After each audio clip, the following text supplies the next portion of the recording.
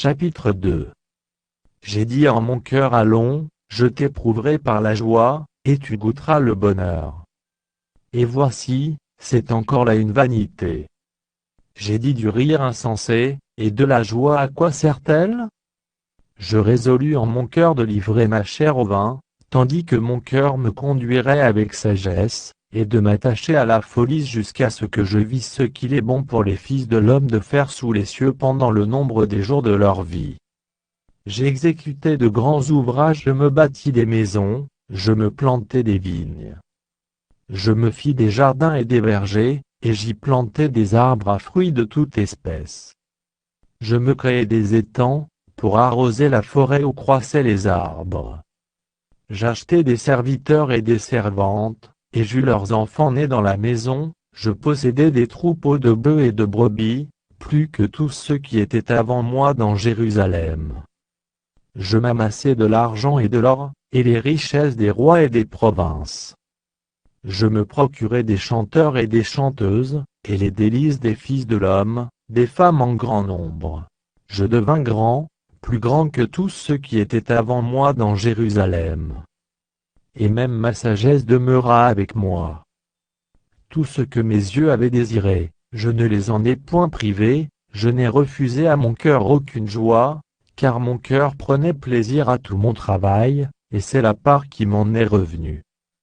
Puis, j'ai considéré tous les ouvrages que mes mains avaient faits, et la peine que j'avais prise à les exécuter, et voici, tout est vanité et poursuite du vent, et il n'y a aucun avantage à tirer de ce qu'on fait sous le soleil.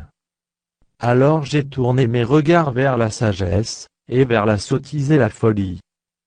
Car que fera l'homme qui succédera au roi? Ce qu'on a déjà fait. Et j'ai vu que la sagesse a de l'avantage sur la folie, comme la lumière a de l'avantage sur les ténèbres. Le sage a ses yeux à la tête, et l'insensé marche dans les ténèbres.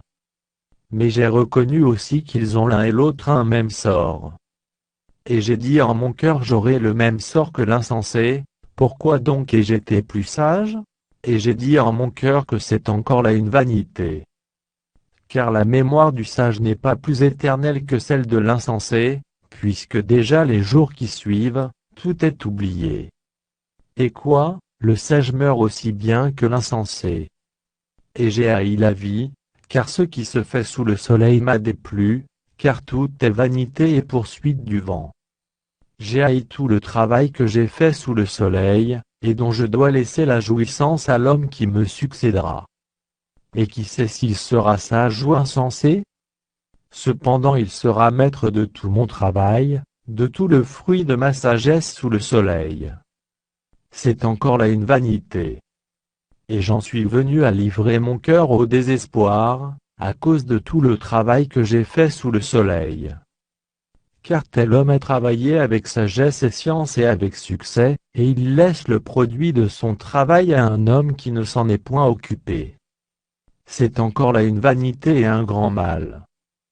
Que revient-il, en effet, à l'homme de tout son travail et de la préoccupation de son cœur, objet de ses fatigues sous le soleil?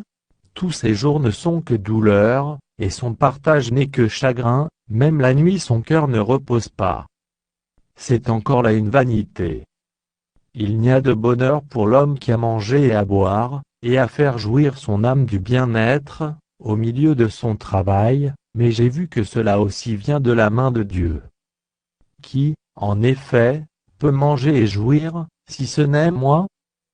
Car il donne à l'homme qui lui est agréable la sagesse, la science et la joie, mais il donne aux pécheurs le soin de recueillir et d'amasser, afin de donner à celui qui est agréable à Dieu.